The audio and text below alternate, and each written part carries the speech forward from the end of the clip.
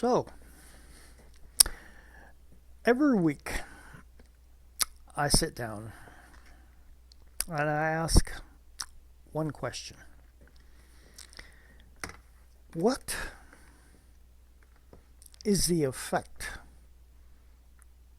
on the soul that the current planetary signatures might bring into play?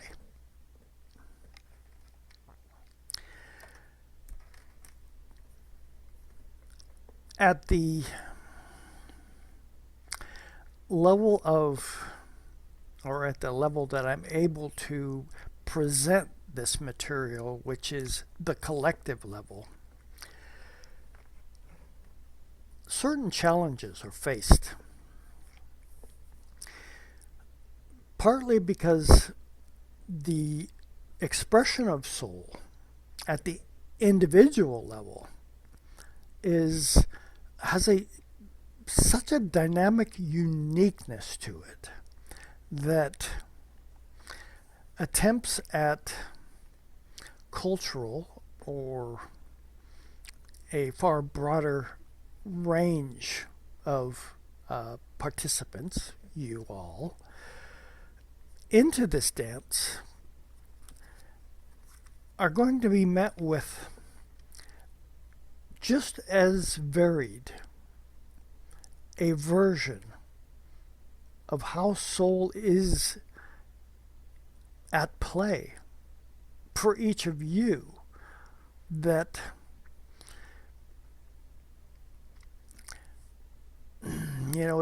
what it draws on is a vast variety of life experience that each of us has gone through to get to this current moment. And the questions that arise for each of you in their uniqueness of, where does the soul version of what it is that I know to be myself fit into this matrix effectively enough that soul perspective has the potential for growth. Anyway, that's not necessarily the kind of question that you can come up with a soundbite, a one or two syllabic answer, yes, no, maybe. Because each of us in the investigation of the soul dance that we signed up for have to weigh and balance versions of what it is that has brought us to this current moment that are unique to us. So when I'm looking at the chart for this week,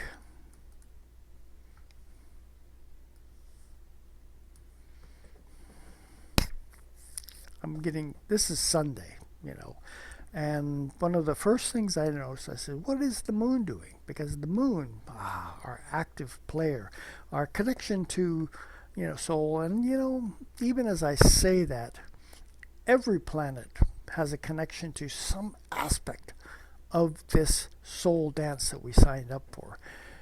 But the moon,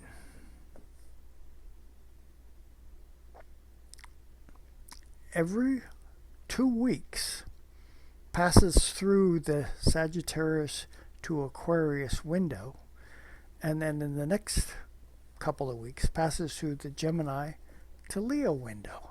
And as it's doing this, these are the out of bounds parameters or bookends to the lunar dance. So as I sit down here today, if we were to look over here at our thing, what you notice is that the moon is out of bounds. It goes out of bounds today, and it stays out of bounds until the 10th, which is like the first half of the week. No, yeah. Many distractions in the life dance. Always, when I'm looking at the charts, I'm trying to get an effective enough or a sensitive enough feel to this interplanetary shuffling that is going on. And, it's always challenging to present a way that each of us might be invited to tune into how to play with the particular conversations that these planetary beings are having. That's not an easy thing from the group level to come up with, because a Libra, in the process of trying to locate a harmonious way to function or facilitate processes going on in their life, are going to see things in a version, and the Libra is only what their sun is. They have all the other planets around their chart, vying for attention at any moment. And, what you would have to say, well, where's their Venus? Because Venus rules Libra. And Venus can be as much as 2 signs away, and maybe in the same side, on either side of where that Libra is. So we got a Venus in Scorpio, maybe Sagittarius, or Venus in Virgo, or maybe a Leo. And for each one of those configurations, you're going to have a different form of Libra considerations. From the group perspective, the collective, right now we would say, well, Venus has just gone into Taurus. It went into Taurus on the 30th of March. It's at home in Taurus. Even though it's not the same home as Libra, it's still at home. There's an affinity of utilizing that Venusian capacity to find balance in a Taurian version, which brings in the considerations of, what is a value? Where does the experience of security fit into this equation? We're still talking about the potential Libra idea. As I engage with what it takes to survive here on the planet,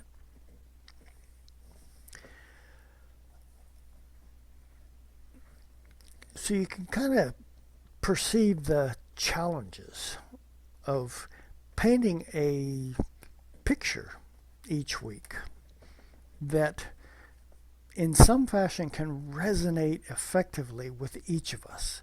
So it's got to be, a very broad or wide version of options and opportunities that each of us is going to tune into in the specific fashion that we need to. Not necessarily the same as anybody else. As a matter of fact, it's almost a guarantee that it won't be the same. But I come back each week to the formulation of an invitation that is to the soul or core part that resides within each of us as something to pay attention to, aim for, if you will, in such a fashion that it can be inclusive for any one of us in whatever particular sign, zodiacal configuration that we have that could be relevant to what it is that your dance with life is requiring in this moment. As I look through the things happening each week, I pay attention to all the different aspects and planetary considerations that are going on.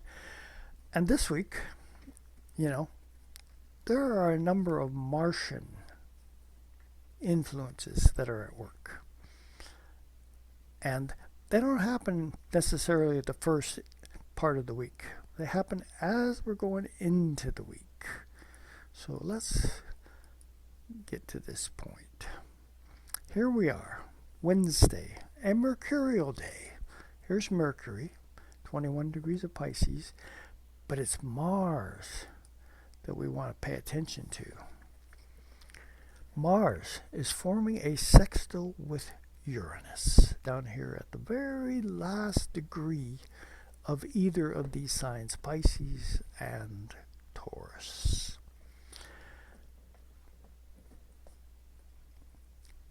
Martian energy has a definite driven quality to it. Uranian energy, it doesn't have easy predictability that you could count on, other than perhaps the predictability that, things could, spiral out of control rather rapidly. After all, Uranus's function is not to present you with opportunities that are, well thought out and pre-planned and organized in such fashion that one thing is going to just fit right into and link with the things before it. No. That's not how Uranus works. Uranus says, hey, I'm arriving in this situation and I'm looking at it, and if it's, a little too even, a little too organized, a little too predictable, Uranus says, no. Predictability is not where I am comfortable. As Uranus, I have come to rattle the cage, shake things up in such fashion that, what it is that you thought was going to transpire likely will not be exactly that. Now Mars, it's egging from the sextile perception. That means they get along really well with one another at that particular aspect, saying to Uranus, I want to shake things up. I'm going to give you energy in order to do that. Because Uranus says, I need to wake up a often seemingly too sedentary version of what is transpiring. People aren't going to grow from that. And here's your, that invitation of soul awareness in this moment that sometimes needs a little bit of a poke, a kick, a prod in order to recognize that I need to do something. Because the predictability of factors in play, I don't sense that's really going to be the inspiration that as a soul being I need to utilize in an advancing kind of way.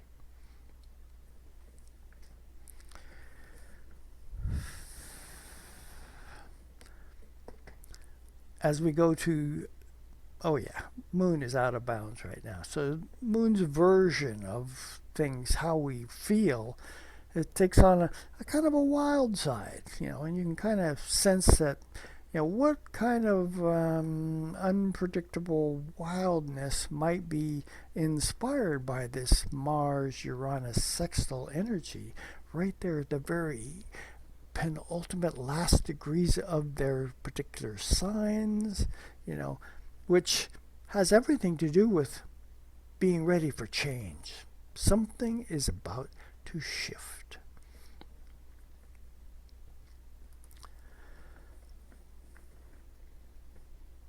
On this day, Thursday, Mars, you guys see, or the moon,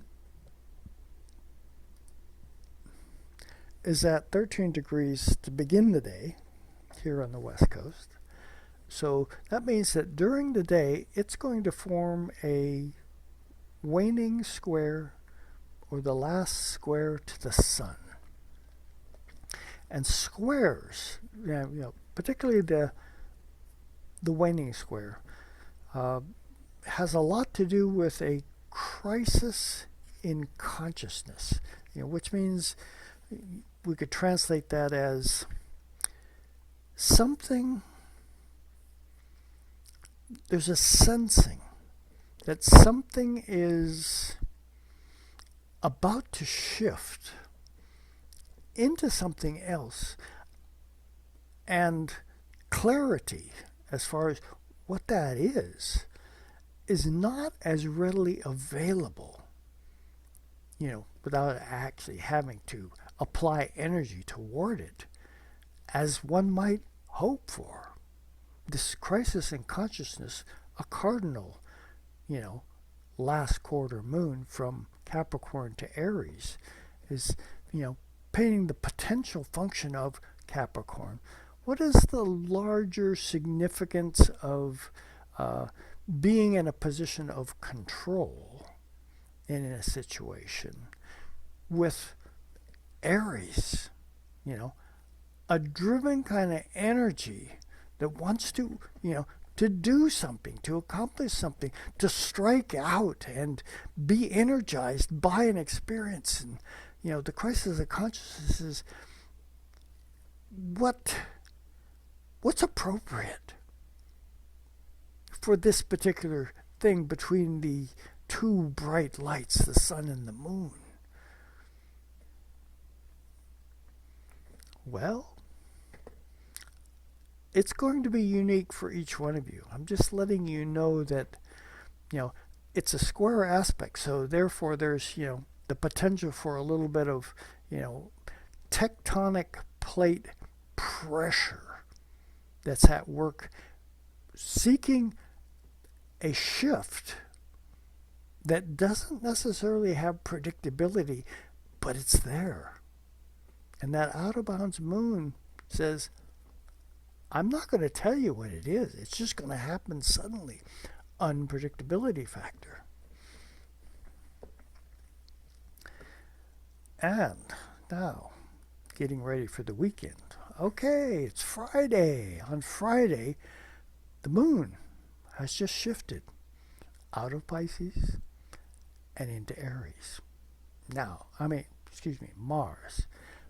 That is, a big change of hats. You can kind of see the potential hat, the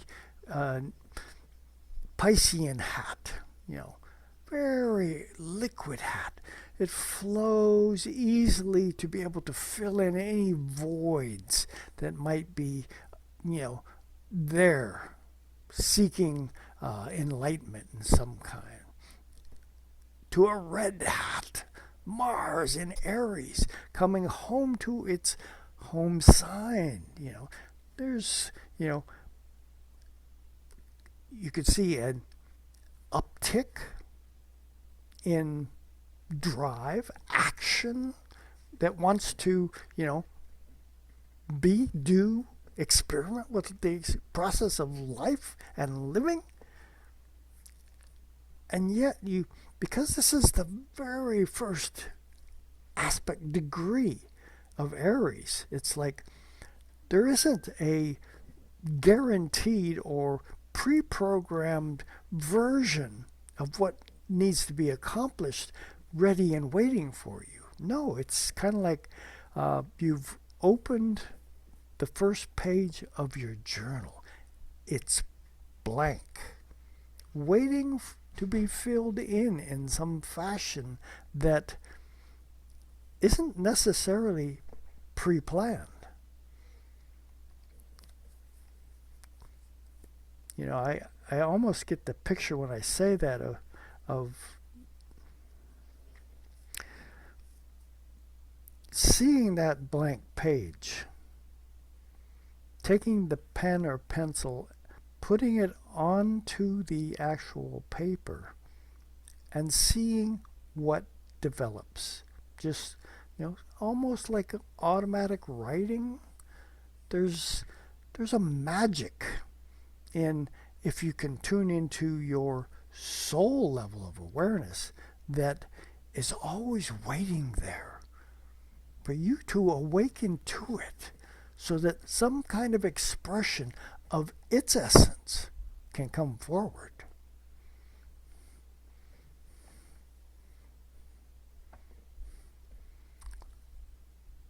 Racing along this week, we get to Saturday. Whew, we're already through the week almost.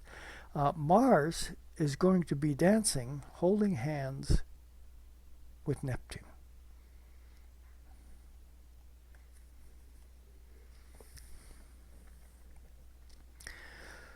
These are not, necessarily energy signatures that easily can reflect upon each other in such a way that automatically something is going to unravel. Well, maybe unravel is the right term, because that driven Mars energy, it wants to accomplish something, but it's Neptune that it's holding hands with. And this will be for, into early this next week, this Neptunian perspective that Mars is dancing and holding hands with. Oh, I jumped ahead a day. This is Saturday. That was a Sunday consideration. On Saturday, the moon basically is holding hands with Pluto. It's a very different kind of thing. In that early Aquarian thing, even though this aspect's going to go by quickly, on that this Saturday, it's coming up this week, the potential for deep and penetrating conversations that develop between you and others, often your cosmic tribe people, because it's Aquarius we're talking about here, are going to potentially plumb depths of the process of what it is that the conversation develops into, that you probably haven't been to before, that this lunar version in Aquarius with Pluto wants very profound answers to. So the conversations that happen on this Saturday are carrying with them kind of let's call it a dredge, because it's Pluto after all, that brings things up from the underworld to expose something that may have been hidden from you, is at work in this, potential awakening conversation that you're having with your mates, that is in play. Now, we get to Sunday. On Sunday, we have the Mars-Neptune conjunction. This would potentially be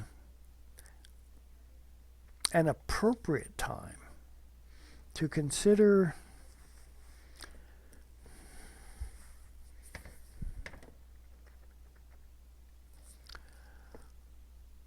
and this is partly a reflection on springtime, because it is springtime here in the northern hemisphere. Spring cleaning. This would be an interesting time to potentially use that Martian energy in combination with Neptune to make donations to worthy causes that could utilize some of those things that you've had laying around for just way too long.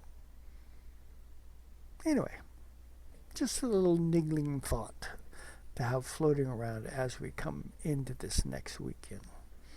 Because Mars is going to give you the energy, to dust things off and say, you know, I can see where this could be utilized by someone else other than myself, because I'm not using it at all. Anyway, that's things for each of you, and whatever sign you happen to be, to just kind of hold there at the soul level. Welcome to springtime. There's I've been spending with my wife a lot of time, recently in the preparation of our garden, getting it, organized, ready. We finally got some sunshine, come out from underneath the clouds of rain to be an inspiration to what it is that we plan on growing this year.